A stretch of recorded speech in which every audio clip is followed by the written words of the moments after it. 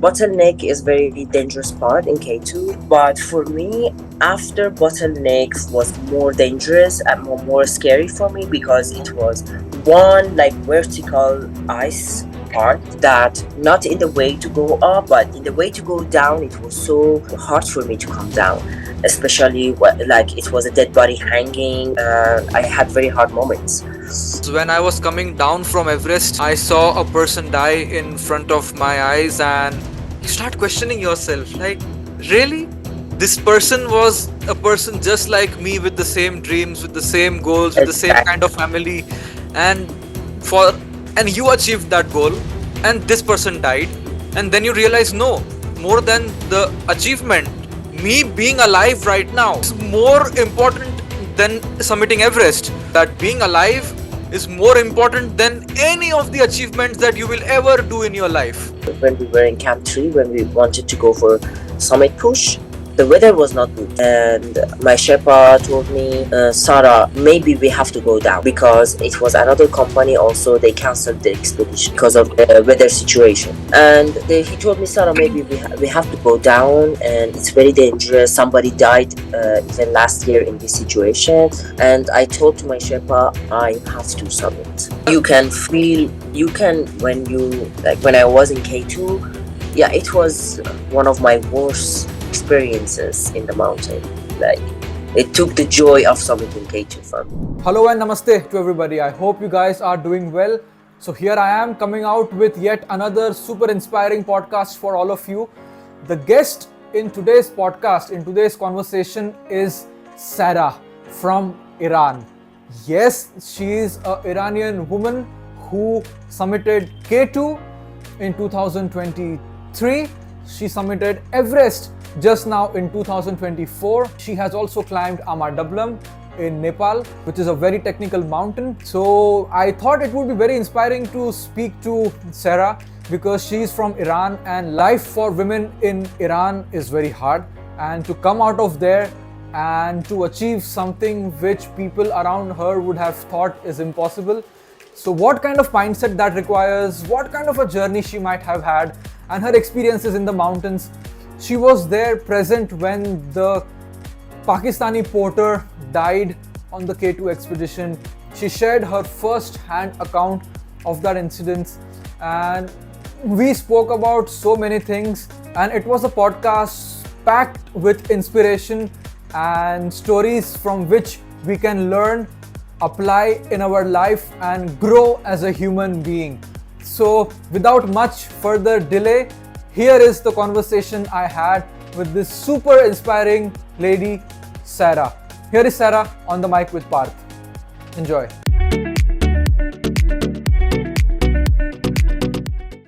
Hello and namaste. Sarah, how are you doing?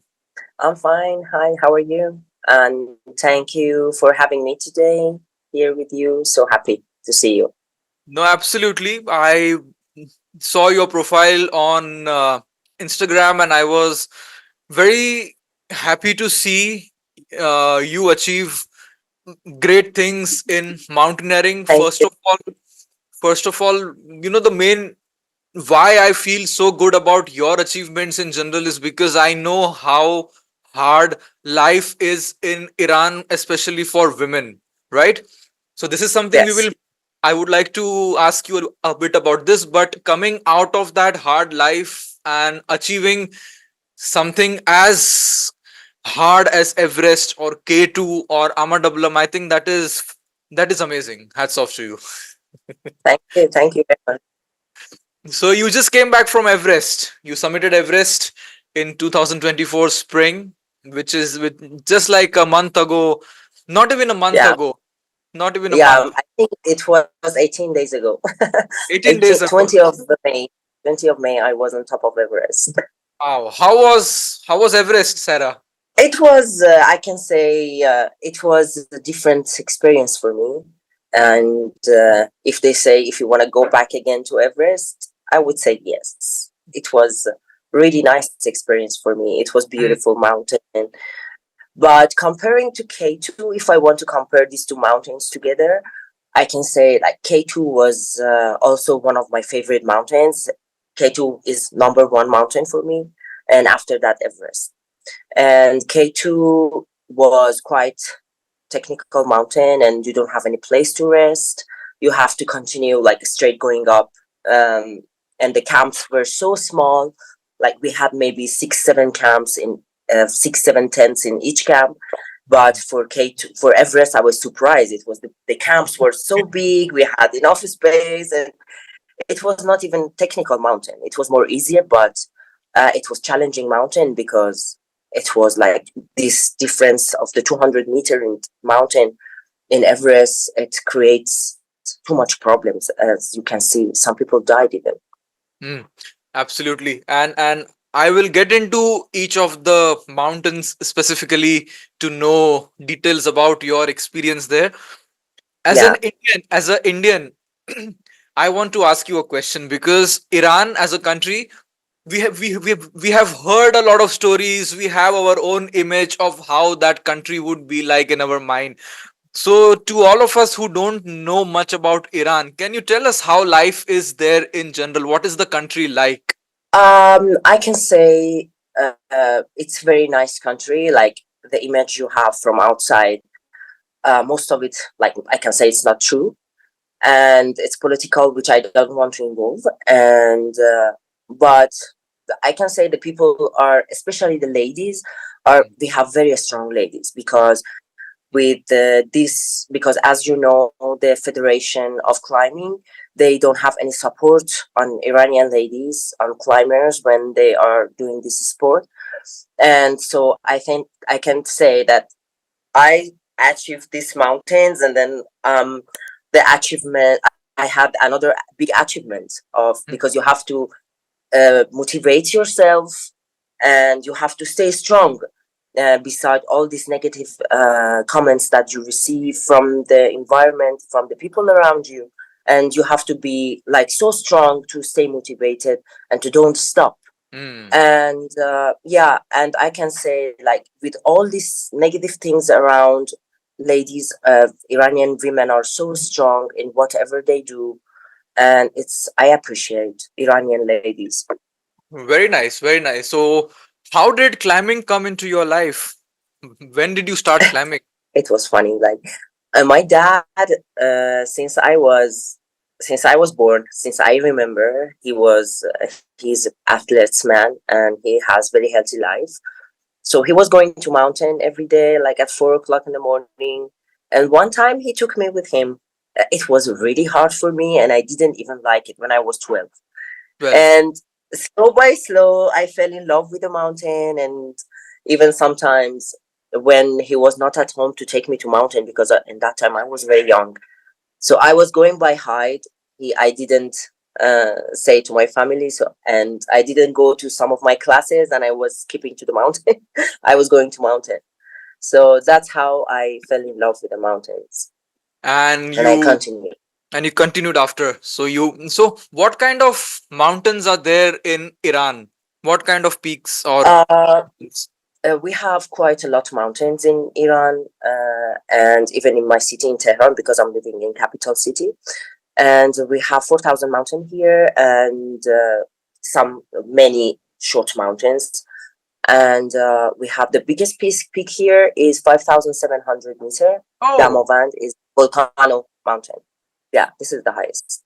okay. So after your first trek, how often you used to go to the mountains? So as you said, the first experience of that trek was not very enjoyable for you. Oh no, no, I didn't enjoy it at all. So why did you go again? Was it with your father that he always took you? Yeah, he always took me to the mountains, and sometimes he didn't know about it, and I was in the mountain. So I Okay. continued. What do you do back home for work? Are you full time into climbing mountains? I do work, but we have a business, family business, like it's a factory. So I don't need to be at work all the time. So I Great. have more, thanks to my dad. So I don't need to be in the mountain full time. I don't need to be at work full Yeah, time. Sorry. yeah. Awesome, man. From trekking for fun with your father to climbing the world's highest mountain. How did that dream come in your mind? That how did that idea come in your mind that maybe one day I would want to climb Everest? When did that happen? What was the introduction to you for the 8,000-meter world? How did that come? Actually, suddenly it came to my mind, and when especially after I saw the Everest movie, Hmm. and I loved the challenge. I loved that movie, and I said, okay, why I don't go? I have to do this. And Yes. yeah, my first experience was Amadablam, which it was, as you know, it's very technical mountain in Himalaya. Yeah, Yeah. and that experience for me was, I cannot say was I had a little bit fear of heights, and I it was a little bit hard for me. But after that, I came over that fear of heights, and then I went to Manaslu, and as you know, it was a big avalanche 2 years ago in Manaslu, and Hey, I was there in 2022 you also. were Yeah, and so you see the big avalanche video. yeah, and I took very. that video. The video Oh, was for me. Yeah, the video was oh. for me, and it became so viral. And I didn't want to put it in media even, but I gave it to one of my friends, and without my permission, she posted, and then it became viral. One of the people who died in that avalanche was my Sherpa from Mm. our team, Anup, Anup Rai. Oh, where Unfortunately, in camp two? between Camp 3 and Camp 4, that avalanche, he died in the avalanche itself. Oh And my that's god! and yeah, it was a very strange season. Manasulu, there were people there who had been climbing Manasulu since 10, 12 years, and even they said that they've never seen weather conditions like these on that mountain ever Yeah, before. crazy. Like all the time, it was avalanche, and we were So going up. Yeah, we were going up, and I was walking with Viridiana, and she was a little bit like faster than me, and she was way further. And when the avalanche came, I heard the noise. It was like big noise, and I I look and I said, "Ah, it was my day. It's my day." And it was so close to us. We were so lucky, and I took the video from it, and I was shocked. Many people like scrolling down from the mountain, and it was not a good day, you know. yeah, you know what had happened to me. So before the summit push, Yeah, before leaving from the base camp, I so strange now that I think about it. Somehow on Manaslu, my parents always say that there is a goddess who is always behind me, uh, protecting me and saving me from all the bad situations. Just before leaving for the summit push on Manaslu, true. somehow, That's true. somehow, somehow a spider bit me on my leg, Oh my and God. that wound turned into a very bad infection up there somehow. So I could not wear my boots because it was on my leg where you wear the boots. The boots come up a little bit just below your knees. So I could not wear my boots. I did everything. I took antibiotics. I tried to make it work. I put thick bandages so that I don't feel the pain and I can climb, but it was just too painful to wear the boots. So I decided to cancel the expedition. And I was at base camp when my whole team left to go for the summit push, and I had tears in my eyes seeing them go up. I'm like, a bloody spider bit me at 4,500 meters. That is not normal. There is no spiders Yeah. at that point, Oh but my. somehow it bit me. This infection came, and I was so heartbroken that I acclimatized till camp 3. I was absolutely fit and fine, physically and mentally ready, but this spider bit me, and I called for a heli. I did not I even think want you to were trek down. lucky. I did not even want to trek down. I was so frustrated. I called for a heli, $800 to Kathmandu. It doesn't matter. Let's go back home.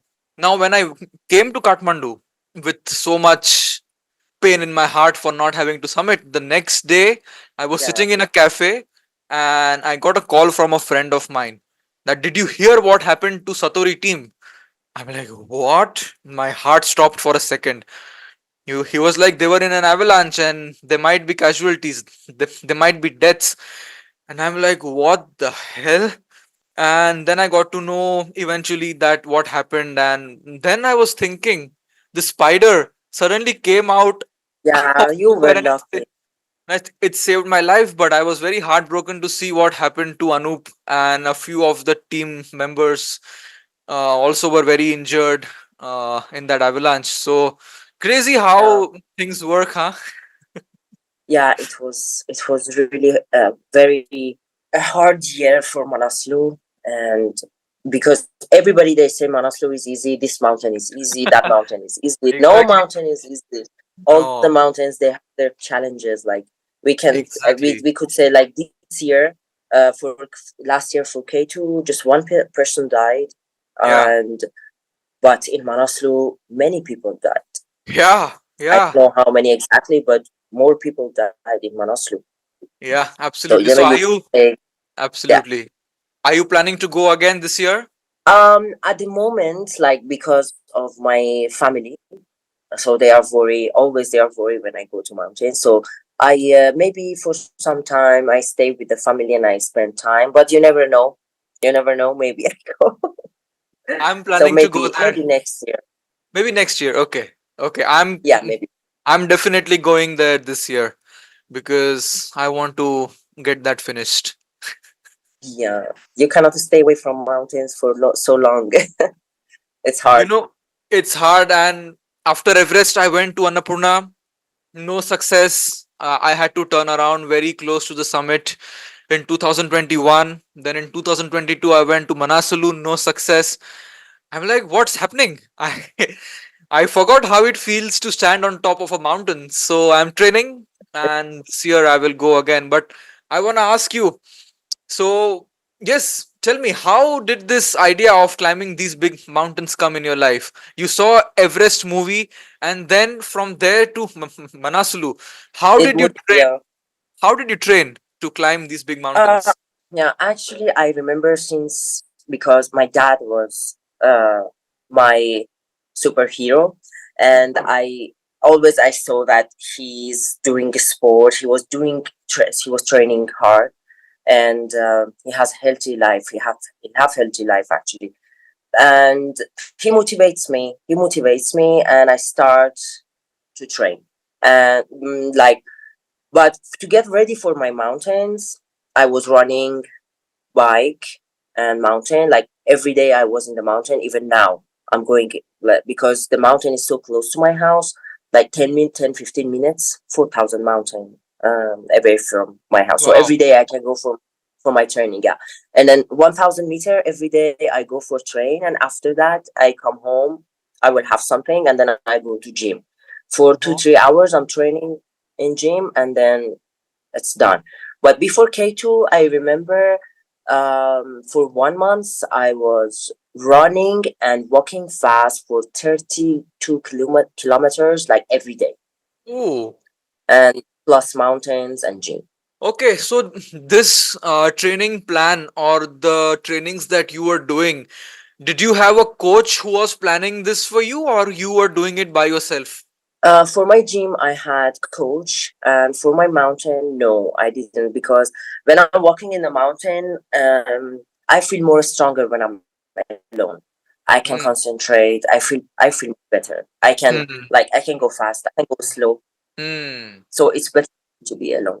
Hmm, I understand that. And Yeah, whenever I went for my training hikes, I prefer to go alone because if you are yeah. with somebody, they are always talking, or you have to walk at your own Oh, pace. And yeah. and that Um, and that connection with yourself that you need to establish, because I always say this, and I would like to hear what you think about this, that climbing mountains, okay, physically you have to get strong, and everybody knows how to get physically strong, right? You eat right, you do exactly. your workouts, but to get mentally strong, in my in my perception, in my opinion, You can only be mentally strong if you are somehow connected with yourself, if you know how your Exactly. mind This works, is what I believe. how your emotions work. So I think spending time alone with yourself in the mountains really did that. It really established that connection with myself that made me mentally strong. So I think that was very Yeah, important. So what do you think about this? I'm fully agree with you, because when I was walking alone in the mountain, you motivate yourself. You're thinking about your plans. At least for me, was like this. I was thinking about my plan, and I was before K2. I was climbing K2 like for 7 months. I was training alone, and 1 month before I go for my journey, I stopped talking with all my friends, and I isolated myself, like, to be more strong mentally, because there's some people, they love you, because they love you, they become worried about you. Oh, Sarah, why you want to go there? It's dangerous, like, because they don't understand your thinking. So I'm fully agree with you. When you're alone, you can concentrate on yourself, and mentally you become more and more strong, so nothing can distract your mind. So this is what I'm doing. That's why normally I prefer to train alone and to spend time with myself. So Sarah, when we speak about spending time with yourself and understanding yourself, I would ask you, what did you learn about yourself? What did you see about yourself which you were not able to see before you went through this process? What was that new lessons? What were the new layers that you opened up? I believe in myself, especially when I stand on top of the K2. And when you want to do something, if you concentrate and if you believe, if you work hard for it, in the beginning, maybe it looks not that much nice to everyone, because it was many people, like, when I started training for the big mountains, my friends, like, didn't support me too much. Like, it was so normal for everyone. So what are you doing every day in the mountain? But I believed in myself that I can do this. I want to do something big, and I will do this. And when you have this on your mind, so for sure you can achieve what you want. So this is what I learned from myself, that I know if I put my mind in something, for sure I will do it. This Mm, is, I have too much belief in myself now. This you know, was my, yeah, say. absolutely, absolutely. I want to ask you one more thing about this because I think this is something which will help a lot of people, especially women. Most, not most people, everybody has a dream or everybody wants to achieve big things in life, right? Everybody wants, for example, Exactly. everybody has a mountain in their life to climb. But I would say only 1% of people are able to achieve what they want to achieve because, see, the more big your problems are, the more the more big your goals are, the more big the problems would be. And Exactly. very few people have that power or that hunger or the desire to achieve that goal, that they are willing to go through the suffering, find solutions to problems. There are two kind of people in the world from what I've seen. Most people, 99% people, if a problem comes in their life, in their path to achieve their goals, Mhm. everybody says, oh, I cannot do this because I have this problem, because I don't have support from people, Exactly. because I don't have money, because this, because that, blah blah, because it, and really really pisses me off when people say this. But then there are people like you and me. Problems, if they come, fine, we look at how to solve that problem. If in the journey there is an Exactly. obstacle, how to go around it, because we want to get there, we want to achieve that mountain, we want to achieve that goal so badly that all the problems, they will never be able to stop us, right? You don't see any. There is always, absolutely, there is always a solution for every problem. So most people, if they turn to a solution oriented mindset instead of problem oriented, instead of being a victim, instead of just complaining like a little baby. I think that is what separates that 1% from the other 99% people who are stuck in the matrix.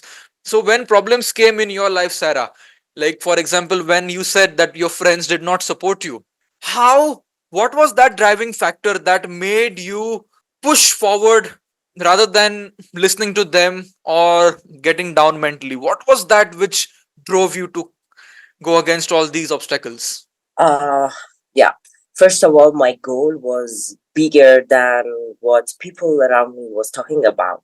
And whenever I was in the mountain, my goal and thinking about climbing K2 and to be in the mountain, it made me more stronger and stronger. And actually, you don't listen to anybody. It's not important for you. Hmm. And you don't think about it. It's that, and it doesn't. I think somebody motivated like this and to have a strong mind. These things are doesn't. I think these things doesn't distract your mind. And it's not important. And after I climbed K2, that people they came to me and, oh, Sarah, I saw your interview, I saw your photo there. I said, she's my friend. I said, oh, okay. Thank you.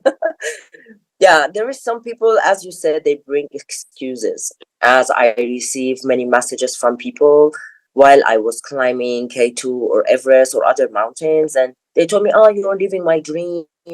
Or even when I say to my friends, they are not climber, but sometimes they tell me like, oh, I love mountain. I tell them, okay, you can come for trekking. Say, Yeah. oh, my job doesn't let me. Also, I have these daily problems. Also, I have Mm. family, and I have like, I have daily life and my job, my family. I have to spend time with them also. But when you want something, you don't bring excuses. Yeah. Always, when you love something, you will find a way for sure. For sure. Even if you don't have even $1 in your pocket, you will find a way. I cannot agree with that, with the excuses that people are bringing.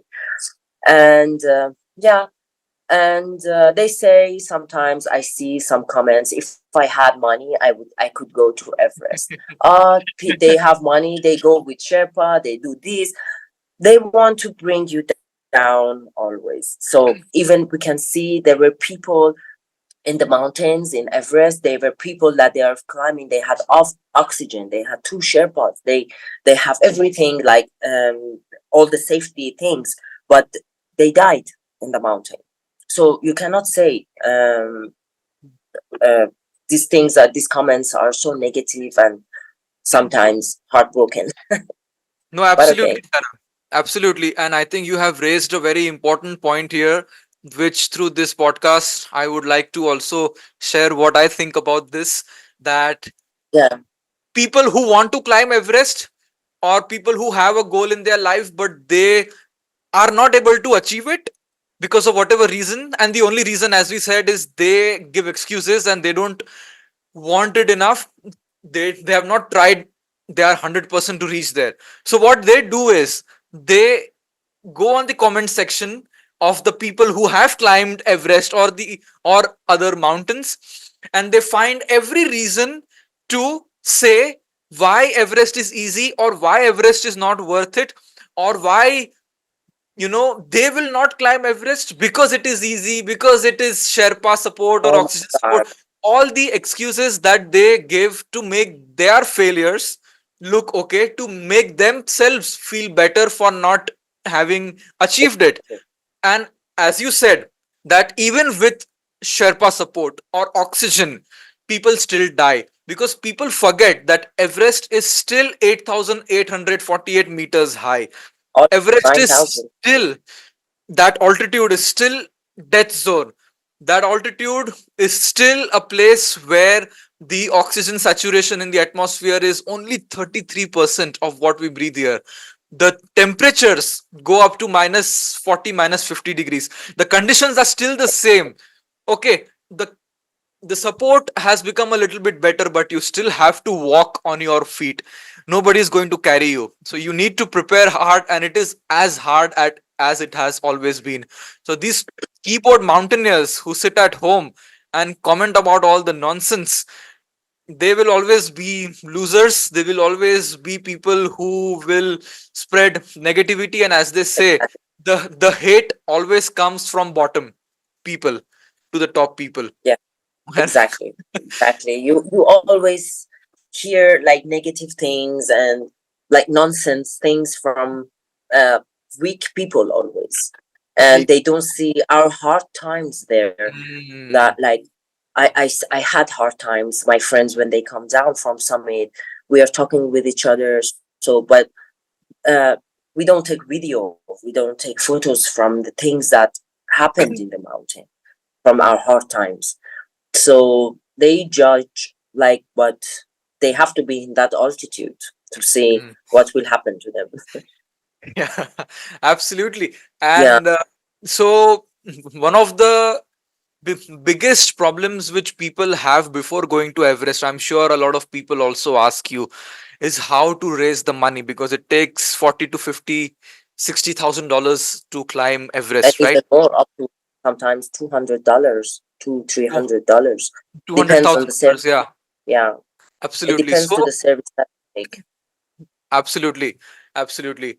So how did you raise the funds? How was the financial journey for you to climb Everest or these 8,000-meter mountains? I think this is something that people would be the most interested in. Yeah, I paid all the expeditions that I went through these years. I paid by myself, Okay. and I didn't have any sponsors. Mm-hmm. So and yeah, but the price, yeah, for Everest and even for K2, the price is a little bit high. Uh, but I couldn't. It depends. It's about your priorities. Sure. So this mountain was dreams. So I wanted to go that. But some people, as I saw in the base camp, many of my friends they had sponsors. So in Iran, for as you says, as you know, many brands they are not working in this country, like North Face or many other brands. They are not working. So I cannot have sponsors or even because they don't. There is not too much support. I don't know. Maybe because I'm a woman, or I don't know. I don't know. I don't understand the reason. So, Sarah, you climbed a mountain K2, which is one of the most dangerous 8,000-meter mountain. And I can never go there because I'm an Indian and Indians are not allowed to go in POK, the Pakistan Yeah, occupied Kashmir unfortunately, region. So, yes. as an Indian and all my Indian audience, the only way we can understand how K2 is through your words and through your experiences. So, take us through K2. How was that experience like on K2? I can say the K2 experience, even from the hike to base camp, was hard itself because every day we were walking around 222 kilometers through Baltro Glacier. And so the weather was so hard and the nature was a little bit wild in Pakistan. So, and the base camp, when we reached to base camp, like for 45 days, we didn't even had internet. So I was not able to send any message to or to communicate with my family. They didn't know what's going on.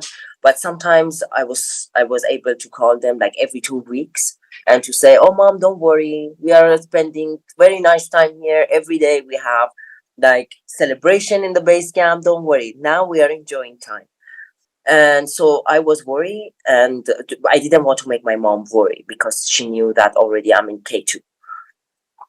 But something very nice happened for me. It was a memorial mountain. It was a memorial. They made it from the one of the mountains, like small mountains there, in front of the base camp. Mm-hmm. So some of my friends they summited Broad Peak. They finished their expedition and they said, "Okay, let's go to see the memorial." And I said, "Yeah, I want to go to see it also before my summit push." And my Sherpa told me, "No, Sarah, it's bad luck. If you go and summit, if you go and see that memorial, it will bring bad luck for me, for you. Oh. But I didn't listen, and I go and I see the memorial. I went and I see the memorial, and then I summited. Even many of my friends that they wanted to climb K2, they scared. They said, no, I will not come to see the memorial before my summit push. Oh. But yeah, I want to talk about the how my mind was strong and how I was sure that I will summit this mountain, that I didn't even pay attention to what my Sherpa said. It didn't scares me even. I went, I see the memorial, and after I summit, I said to my Sherpa, you see, that's not true. And it was very nice moment for me. This is one of the Sure. nicest memories for me in the K2, in K2. Wow. And so when we went, the weather was, I can say, like Everest sometimes is much colder than K2, you know. And for the summit push, uh, for the summit push, just wait. I have to think about this part. It's Uh-huh. yeah. I have to think about this part. Uh-huh. I think I got tired. My experience in K2. Okay, let me remember. So yeah, so let me ask you a question then. Mhm. The most dangerous part about K2 is what people call as the But bottleneck region. It has a whole overhanging glacier above you, and it can drop on you anytime. And this is just before the summit. So take us through your summit push night. And from what you told me, the Pakistani porter who died on the summit night in mhm, 2023 summer, he was right ahead of you, and it was a very big controversy. So first, take us through your summit push, and then tell me what happened that night with the Pakistani porter, because he was right in front of you. You were the best eyewitness that is possible to have for that accident. yeah. Uh, our summit push. Yeah, bottleneck is very dangerous part in K2. But for me, after bottleneck was more dangerous and more scary for me because it was one like vertical ice part. In that, not in the way to go up, but in the way to go down, it was so hard for me to come down. Especially like it was a dead body hanging. I had very hard moments. Yeah, but for the summit night when we were going up, when we reached to the bottleneck, it was suddenly we saw a traffic jam, and we stayed there. They said somebody's falling down. First, me and my Sherpa, we thought that there were two sisters in the K2. We thought everybody thought that it's one of the sisters fell down, and we stayed there. We stayed there, and suddenly, after like 15-20 minutes waiting, we saw that they bringing a body up, and it was a guy. It was a guy. It was not a woman. It was a guy, and he didn't had even down suit. He had like a down jacket, normal down jacket. Oh, Yeah, normal down jacket with a trouser and 8,000 meter boot. And we even he didn't had gloves when they bring him up. No oxygen, and ah, like yeah, I was surprised, and I took video, but I didn't publish it anywhere. Like I can okay. send you. Yeah, they bring him up. It looks like that his bones was broken from his hip side. It was broken, and it took like almost 2 hours to bring him up. And everybody was helping. Some good Sherpas with Christine and another Sherpas. They helped him. They bring him up. But as you know, for the summit push, because you had also the experience in the high mountains, for the summit push, everybody in the mountain, like huge amount of people, they are going for summit push, and there is no it was no possibility to bring him down like in such that place bottleneck. It was so technical place, very dangerous part of the mountain. It was 2 o'clock at night, and it was not any possibility for rescue. So when I was after 2 3 hours, even people for 2 hours 3 hours, we were waiting on the bottleneck under the slopes for the Sherpas to bring him up, for everybody to help him.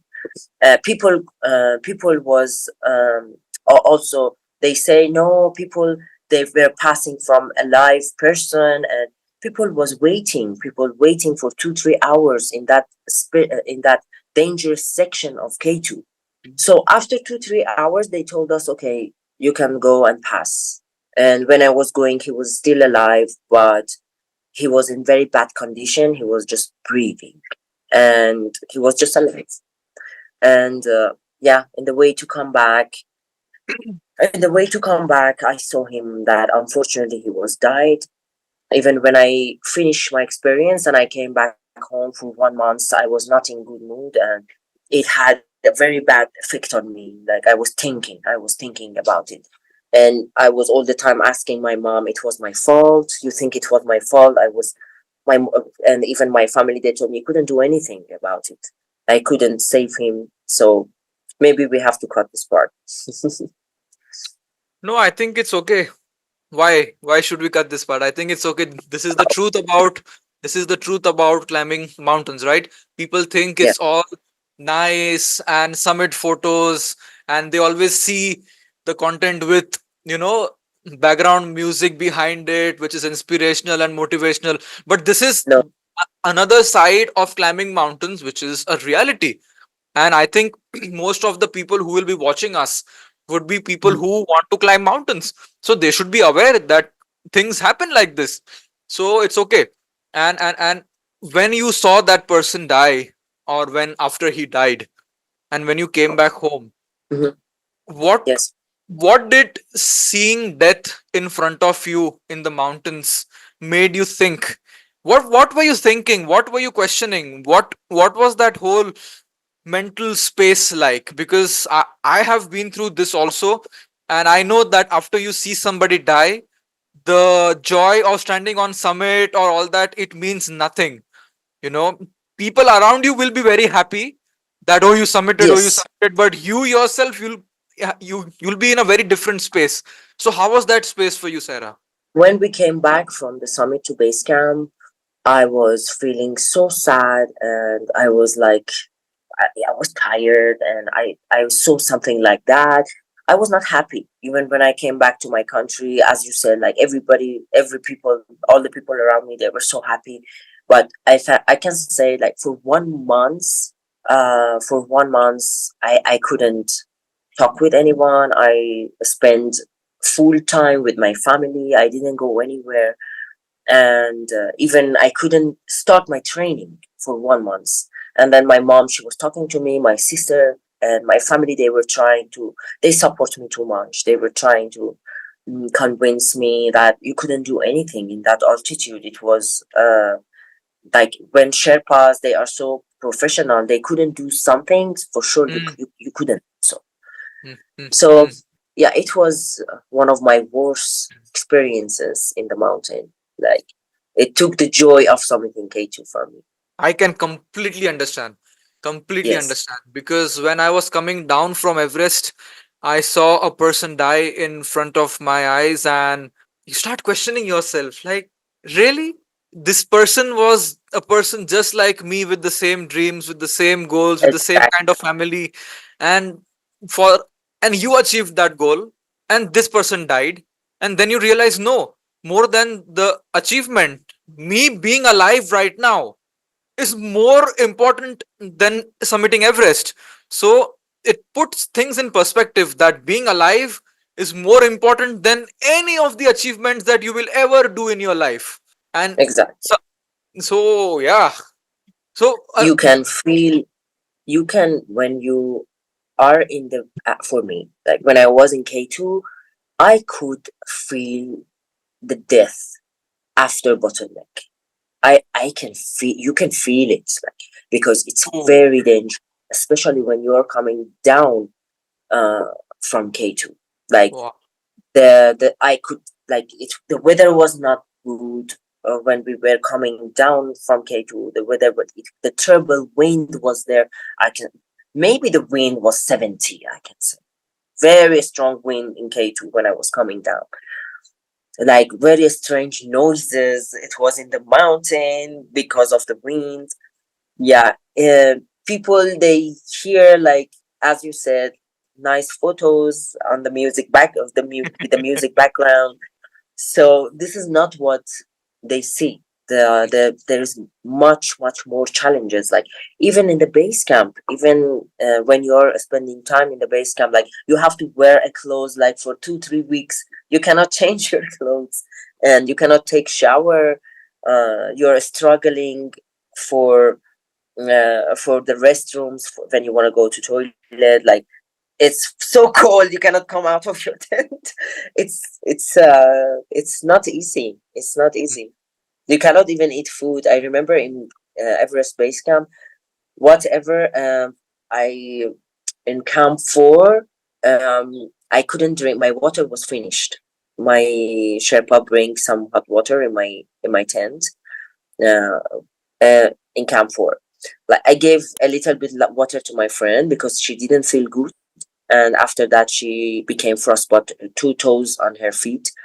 It was frostbite, and she was not in good situation. Like I helped her, so I didn't had enough water to drink. I didn't had enough food to eat. So and then I with that situation I went up for summit push, and which it was nice time, 6 hours 45 minutes from camp 4 to summit on Everest. And when I came back, I was thinking about a juice, like a juice, a hope for a hope. I was in a hope for a juice, and I was happy to come down. Like it was the only thing that I wanted. Yeah, yeah. You become happy with very small things. No, absolutely. I will tell you a wait. I will tell you a story from one of my expeditions that we did with uh, two of my friends only. It was a winter expedition to a 7,000-meter mountain in India, Mhm. called Trishul. It's called Trishul. And this was the first ever winter expedition of India.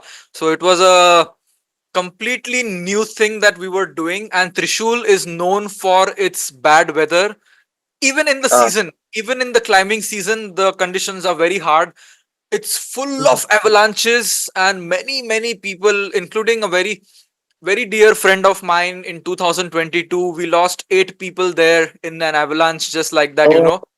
So we've heard all these horror stories about Trishul, and we decided, I won't name my friends, but and my two friends, both of us, three of us, we decided that we will climb this peak in winter in Alpine style. No guides, no Sherpa, no support, no porters, nothing. Whatever we need, we will carry it in our bags, and no fixed ropes, no nothing.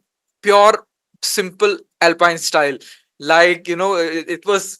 So we went up there, and it was 35-40 kg of backpack, you know, everything you need, oh, from utensils to tent to sleeping bag to climbing gear, uh, clothes, warm clothes, everything you need in your bag. It's very hard, right? So yeah, and so it was heavy. okay. We enjoy it. Like it's nice. You know, Yeah, there is something about this brotherhood that depend on each actually, other, right? yeah. So that's And the then most. they say like, why you go on such a big mountain, Everest? Why you go with Sherpa? You go with companies. Like in a small, even in the smaller mountains, you cannot go alone. You should have somebody with you if something happens in order to help you. But how you can go in Everest, such a big mountain, and you need someone to help you to change your oxygen, and it's not possible alone. You know, it's very dangerous. Absolutely. And more than climbing mountains, it's the friendship, it's the camaraderie, it's the team Exactly. spirit that I enjoy. And so on this mountain we were climbing, and on when we reached camp 1, when we reached camp 1, the weather turned very bad, and that is when the winter actually came in. So before that the conditions were very nice and we had no problems, but the winter came in when we were on camp 1. Like the westerlies wind, they bring in the immense precipitation of snowfall that is going to happen, and we immediately knew that this is the winter setting in, and if we are stuck here we will be buried in snow. So we Oh my. packed everything and we decided to go down. The whole journey that we did in 4 days to come up, we had to do it in 1 day, because if we camp somewhere we are stuck and there is no Yeah. communication, no possibility, anything. So when we are going down so exhausted because we are carrying so much and we are covering the distance we covered in 4 days in 1 day, as you said, the one thing that was keeping us motivated was that once we reach the car, I don't know if I should say this, but in our car we have a few beers. Yeah, my God. Like it's small things. I in K2, I remember I when I was going for summit push, I said you know what I wanted? I wanted a piece of cold watermelon. And I said to myself, "Oh, Sarah, go for summit. When you summit and you finish, you will go back and you can have watermelon." I was thinking it was the only thing could make me happy, because as you know, you're breathing with the oxygen, like it's dry oxygen that you are breathing. It makes you so thirsty, and it's not easy to climb in that situation. Your body needs too much water, and you are thirsty, and it's hard. Really, the situation is not easy. Absolutely. So it's these small things which in a way brings us back home. And people Yeah, might not, I mean, it's very hard for people to imagine this, but I completely understand what you are saying. So yeah. were there any points in any of your expedition when you felt that you will not be able to do it? Um, any expedition? Like I didn't like it got understand. I didn't like understand your question. okay, so was there any moment in your K2 or Everest or Amadablam expedition where things got so hard, or you fell sick, or it was so hard that you felt that, oh, maybe you will not be able to do it? And how did you overcome that? Tell us that story Um, if there was Never, anything. Never. never, never. For K2 and especially no, for Everest and especially K2, uh, and never it was a moment, because I know if a moment, the moment that you think, oh my God, I cannot do it, then your mind will become down, and even I think your body, it will have effect on your power in your body. So I think when you want to climb a mountain, or you want to do something hard, first of all, before you climb the mountain, you have to climb this mountain with your mind, mentally. Mm, You have to climb the mountain with your mind, and then after you can climb it physically.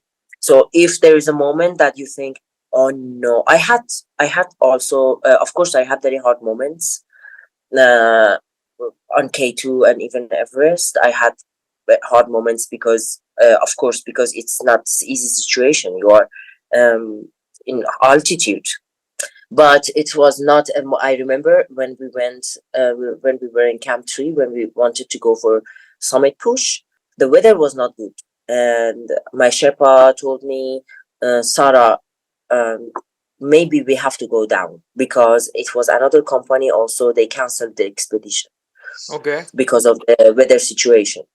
And he told me, Sarah, maybe we have to go down, and it's very dangerous. Somebody died even last year in this situation. And I told to my Sherpa, I have to summit. I don't care. I should summit.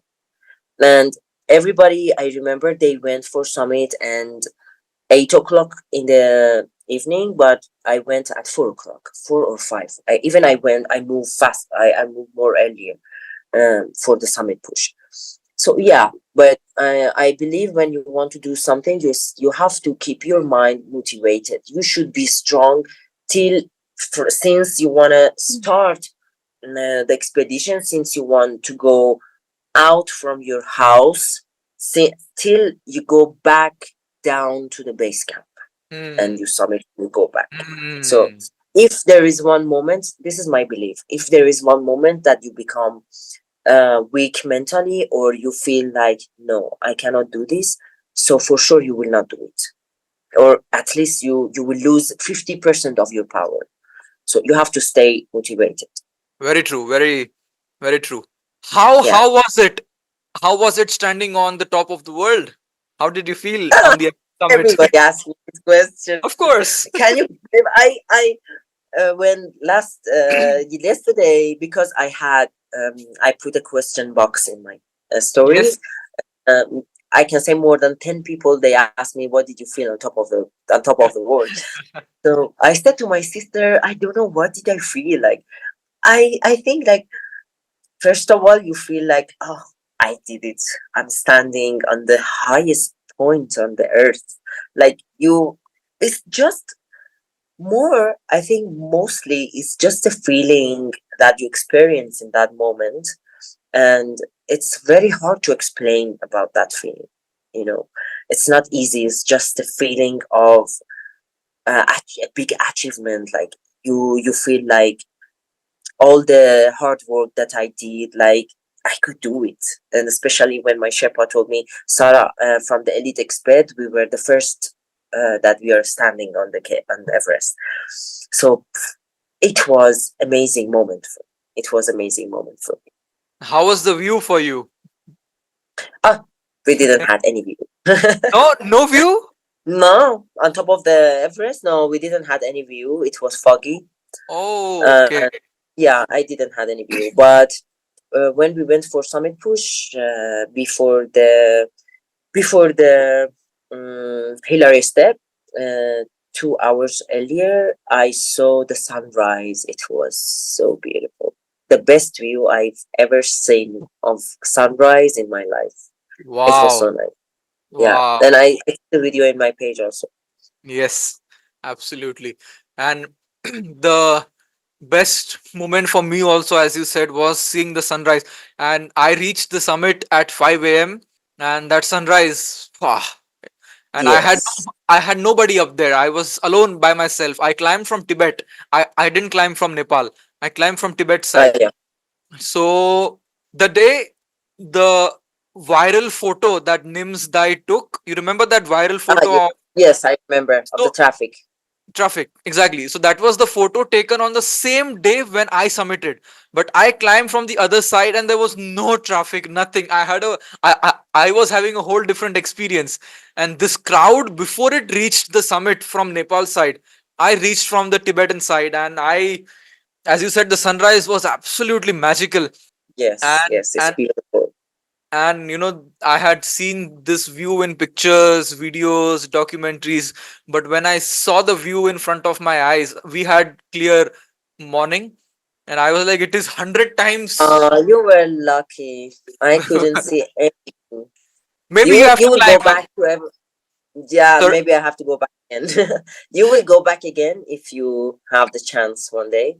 I will only go back if I'm getting paid for it or if I'm guiding somebody. So I Mhm, also coach people to climb mountains, and I'm also a trek leader and an expedition leader in India. So mhm, I am training two people to climb Everest in the next 2 years. So if I go with them, then I will go. But I will not. I don't want to do it for myself now, because if I want to climb, there are many other peaks which I wish to climb by my for myself. So Everest I will go only if I'm getting paid for it. Very very simple. I'm not yeah, interested in climbing I Everest for understand. myself, because I'll tell Yeah. you why. I'll tell you why. The experience which I wanted to have on Mhm. Everest, that I always thought of, that I always imagined, I had exact same experience and much more on my 2019 climb. So there is nothing more that I want from Everest. And I very firmly believe that whatever Everest had to teach me in my life, it taught me. So Yeah. now if I'm not earning money from it, I will not go back. Okay, that's your experience. But Yeah, but yes, these two. maybe I go. I How I will about you? go. You'll go I will back? go back. Why? Yeah. Why? Why? Oh, it was beautiful mountain. It was so beautiful mountain. Like, the view was amazing. But every step I was taking on the mountain, I would remind myself, Sarah, just feel it. feel the every moment that you are in this mountain. Maybe you cannot go come back again. Like I was watching everywhere carefully, and like I was watching everywhere all the views, and I enjoyed and I felt every second of the mountain, because I was thinking like maybe I cannot come back again. Wow. I remember feeling the same thing because Everest is Everest, right? It's the highest Yes, peak in the world. And it's such a yeah, privilege to be there, right? There are hundreds and thousands of people who want to be there but are not there. And we are there. It's such a blessing and it's such a yes, beautiful thing. So, this is blessing really. absolutely, absolutely. And let me ask you this question, which I ask every mountaineer. Yeah. Why do you climb mountains? So it's logically. Why? Why? Because see, it's logically so stupid, right? It's dangerous, it's expensive, it's cold, it's uncomfortable. Why do This you climb? is when this is what all my friends, all the climbers, Yeah, when yeah, we are in the mountain yes, and when we are tired and sitting and we just arrive to camps, we yeah. sit and we say, why we do it? Why we do it?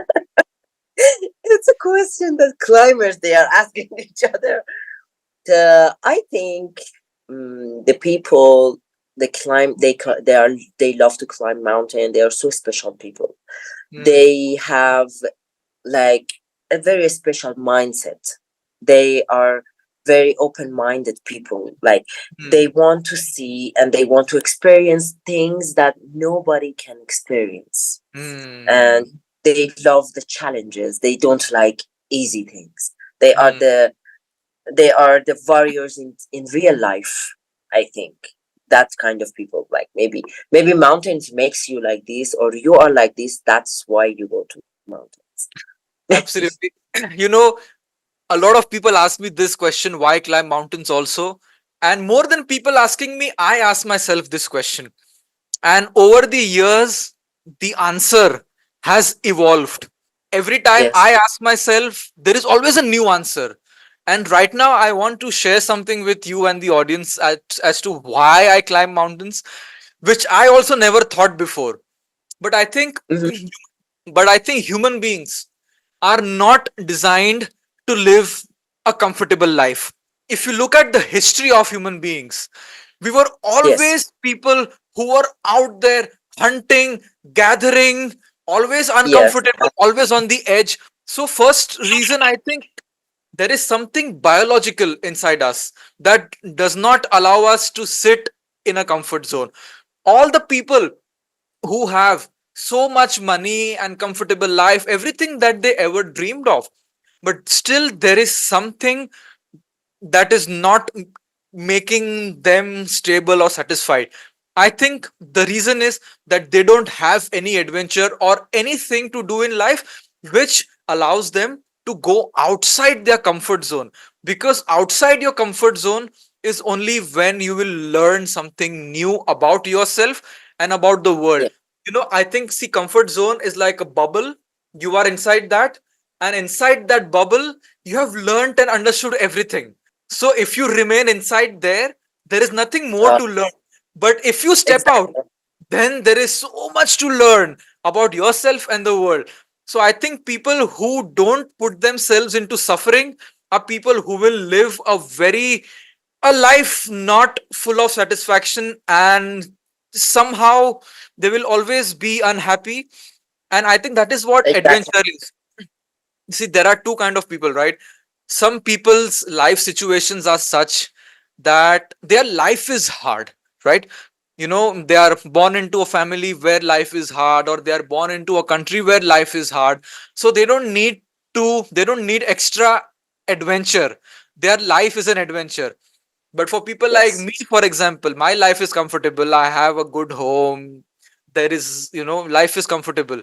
So that is when climbing mountains or swimming with sharks or, jumping from plane comes in. If your life is not an adventure, you have to seek adventure to learn something Exactly. new. Yes, I That's believe too. why, and for me, it's mountains that makes me learn things about myself, isn't it? What do you Yeah. think? Some friends also about some friends around me. They think so. Why you are going to mountains? Like they don't like it. Right, so Even there's some people, either they love mountains, or like sometimes I take some of my friends with me in the mountain, but they come just one time and they will disappear. And there is only one of my friends. She start climbing with me. Now it's 1 year. She's climbing with me, and she was the only one that she continued. Wow. And yeah, she was the only one that she continued, and she's quite strong in this now. Maybe one day she want to go to tracking for the tracking base camp. But yeah, as you said, there is some people, they like it, they like adventure, they like to have like a very exciting life. And some people know they want to stay in that comfort zone, which I cannot. I, uh, I cannot live like normal and just to stay at home and to have a normal life. Yeah. For Yeah. me, life mountain is my whole life. Wow. Absolutely. And I want to ask you one thing, because you climbed with Elite, which is Yes. a company owned by Nimsdai, Mingma Tenzi Sherpa, and Mingma David Sherpa. So, They- yeah. so you might not know, Mingma Tenzi, him and we summited Everest together in 2019. He was Ah, my, he is the most loveliest man yes, in the mountain for yes, me. absolutely, He is beautiful inside and outside. yes, Like, he's yes. very nice guy. Absolutely. I owe my Everest summit success to him. He was my Sherpa. He was with me. And I what so much to learn from that guy. Such a calm, composed, Yeah, stable guy, isn't it? I did a yeah. podcast with him in Kathmandu. It's on Yeah, I YouTube. saw. Yeah, I You saw? saw your podcast with Ming Mountaineer. When I remember when I was coming down after the Hillary step, I was coming down from the mountain. I removed my glasses. I removed my glasses because it was so windy and my glasses was like Fog. frozen. Yeah, it was not easy, not possible to see. And I couldn't use my goggles because I don't feel comfortable with the goggles. Never. As much as I can, I try to don't use them. So my glasses was inside my down suit, and Mingma Tainzi, while I was coming down, he asked me like, "Where is your glasses?" I said, "It's Mm, in my pocket. I cannot see. It's frozen." And then he told me, "Just wait here." And he opened the zipper and he put my glasses on my face and told wow. me, "Okay, now go." He's very kind guy. I have too much respect for him, for Yes. everyone, for all the guides, and for everybody in Elite Expert, which I had very unforgettable experiences with them, and they are so professional and Mm. they are very good people. But like this guy for me is, I have very nice memories with him. Yes. And I've met Nims, and Nims is like the biggest name in mountaineering, right? Yeah, After the exactly. 15 peaks, and what he has done is something which completely changed the way people climb mountains. And Exactly. I have massive respect for him for pushing the Well, boundaries. I have to say something about what Neems have done. I believe with what he has done, like before Nims, the longest record, the shortest record actually for summiting 14 peaks was 8 years. Yeah. That, and he was just a game changer. He climbed all the 14s in 6 months, and he did a massive change in climbing world.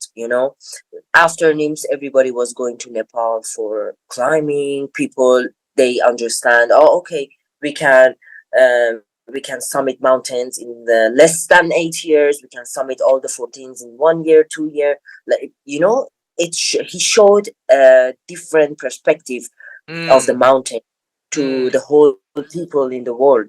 mm. So yeah, as you said, I have also a huge respect for him, How, because he changed many things in Nepal. Even for the Sherpas, even um, they earn more money even in the climbing community. Like, you know, absolutely. So, how was your experience with Nims? How is he as a person, as a guide, as a leader?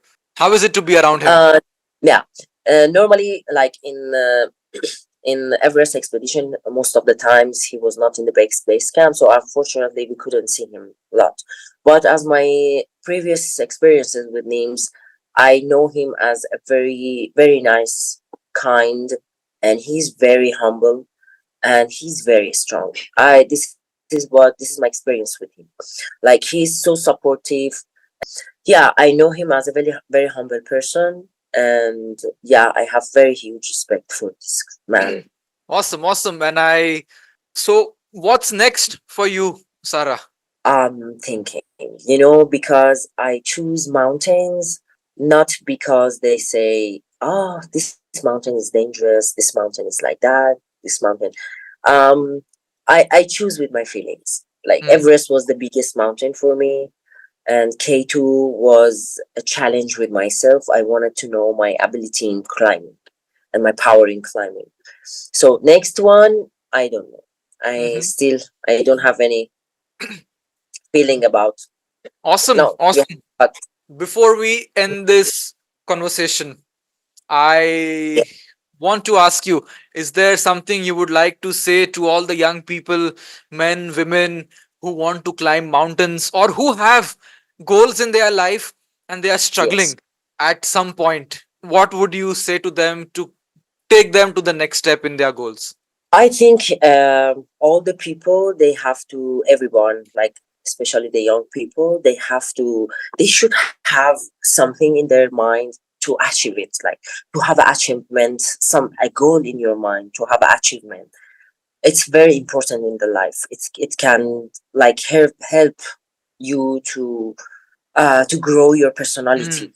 mm, And if you have a goal in your mind, you want to achieve something, if you love it enough, if you have like a passion inside enough, so it will happen for you for sure. It will happen. This is my belief because absolutely. it happens for me the same way, with too much love, too much hard work, and I could achieve it.